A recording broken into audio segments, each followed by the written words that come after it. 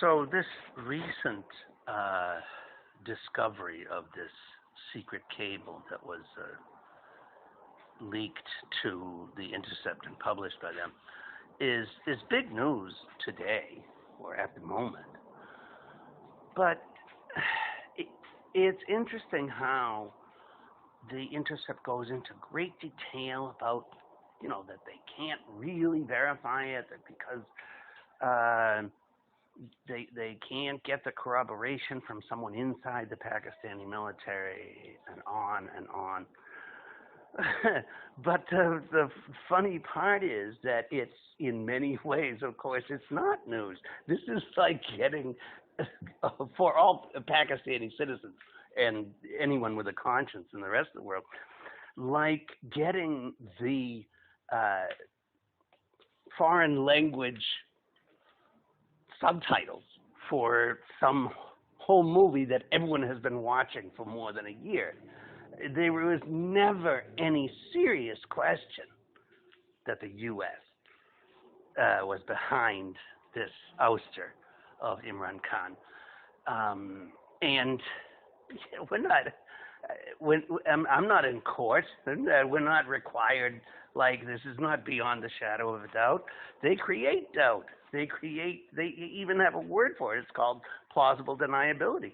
So they can come out at every turn and say, well, this is always false. It's always been false. And so why do I say at every turn? Because it's the same thing. Ukraine isn't about Ukraine. West Africa isn't about West Africa.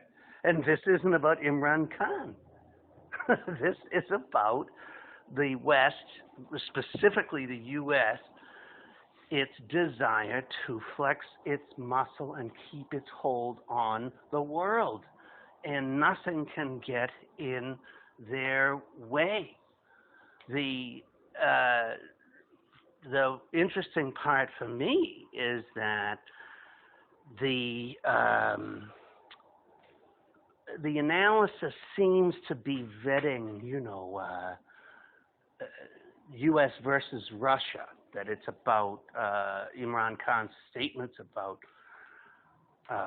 the Ukraine and the position that he took, the position that most of the world's population firmly believes, and not what the West is trying to sell as isolation.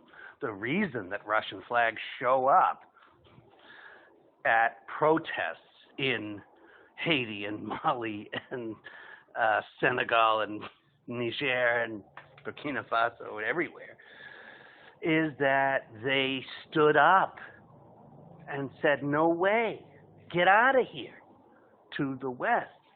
And that's as much symbolic as it is ideological and political. This is Lula. This is Brazil. They have another popular politician who is saddled with some ridiculous made-up crap about corruption. They put him in jail and give him this fake, trumped-up sentence that is going to prevent him from running, like they did. They, meaning the U.S., the CIA, what they did with Bolsonaro, and now whoever they kind of appoint to run Pakistan. But the problem that I see is that the Pakistani military is being incredibly stupid and short-sighted if thinking that they're taking the U.S. turn against Russia, because it's not. That's what struck me as odd. It's not about Russia at all. It's about China. Why is China a threat? The U.S. ruling class is right. They are. Because while the U.S., its death merchants and billionaires have spent, $6 trillion in the last 20 years to destroy everything, to murder millions and line the pockets of their already rich billionaires and the politicians they also own. They are the only ones who have profited from this. Most of the world is in shambles because of it. And at the same time, the Chinese have spent trillions as well, building up, not destroying, building up, railroads between Laos and China. The Belt and Road Initiative is unbelievable. Just incredible, raising people out of poverty, their own 800 million or however many were in poverty, and starting to teach and help the rest of the world that they don't need to live in this yoke of oppression that the West imposes. And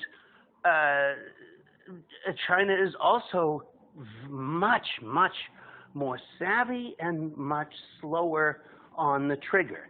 They're very close to Pakistan. They don't have to, they don't have to do this tomorrow, but they will. Those economic levers, those diplomatic levers, what the West uses to disassociate any popular politician or anything really, any sort of progress outside that political sphere, they do much more quietly and much more aptly, I think. And whether or not they are successful in stopping the popular impulse, the right side of history at this time, Lula eventually became president of Brazil, not Bolsonaro. And we'll see. We shall see.